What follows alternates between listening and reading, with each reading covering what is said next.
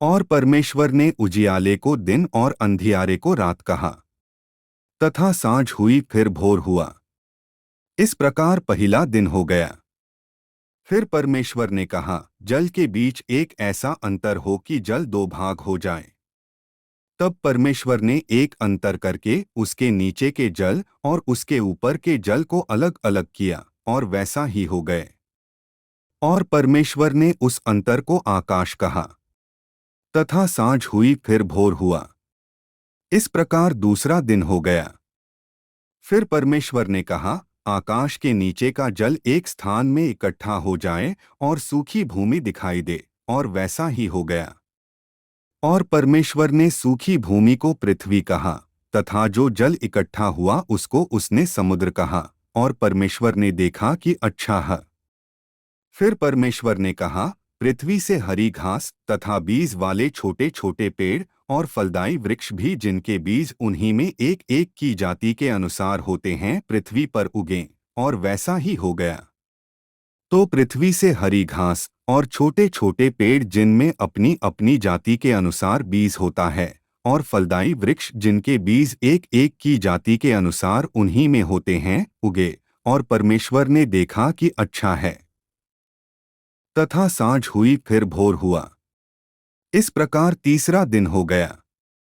फिर परमेश्वर ने कहा, दिन को रात से अलग करने के लिए आकाश के अंतर में ज्योतियां हों, और वे चिन्हों और नियत समयों और दिनों और वर्षों के कारण हों।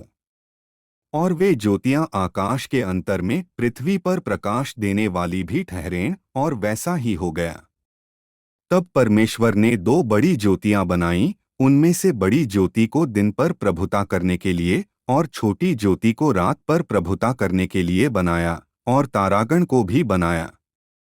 परमेश्वर ने उनको आकाश के अंतर में इसलिए रखा कि वे पृथ्वी पर प्रकाश दें, तथा दिन और रात पर प्रभुता करें, और उजियाले को अंधियारे से अलग करें।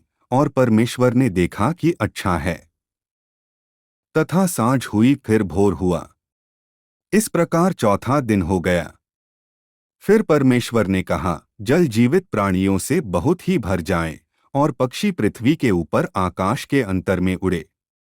इसलिए परमेश्वर ने जाति जाति के बड़े बड़े जल जंतुओं की और उन सब जीवित प्राणियों की भी सृष्टि की, जो चलते फिरते हैं, जिनसे जल बहुत ही भर गया, और एक एक जाति के उड़ने वाले पक्षियों की भी सृष्टि की। और परमेश्वर ने देखा कि अच्छा है। और परमेश्वर ने यह कह के उनको आशीष दी कि फूलो फलो और समुद्र के जल में भर जाओ, और पक्षी पृथ्वी पर बढ़े। तथा सांझ हुई फिर भोर हुआ। इस प्रकार पांचवां दिन हो गया। और परमेश्वर ने उनको आशीष दी, और उनसे कहा, फूलो फलो और पृथ्वी में भर जाओ, और उसको अपने वश में कर लो, और समुद्र की मछलियों तथा आकाश के पक्षियों और पृथ्वी पर रेंगने वाले सब जंतुओं पर अधिकार रखो। फिर परमेश्वर ने उनसे कहा, सुनो, जितने बीज वाले छोटे छोटे पेड़ सारी पृथ्वी के ऊपर हैं, और जितने वृक्षों में बीज वाले फल होते हैं, वे सब मैंने तुमको दिए हैं, वे तुम्हारे भोजन के लिए हैं। और जितने पृथ्वी के पशु और आकाश के पक्षी और पृथ्वी पर रेंगने वाले जंतु हैं, जिनमें जीवन के प्राण हैं, उन सब के खाने के लिए मैंने सब हरे हरे छोटे पेड़ दिए हैं। और वैसा ही हो गया। तब परमेश्वर ने जो कुछ बनाया था सबको देखा, तो क्या देखा कि वह बहुत ही अच्छा है। तथा सांझ हुई फिर भोर हुआ। इस प्रकार छठवां दिन हो गया। यो आकाश और पृथ्वी और उनकी सारी सेना का बनाना समाप्त हो गया। और परमेश्वर ने अपना काम जिसे वह करता था सातवें दिन समाप्त किया।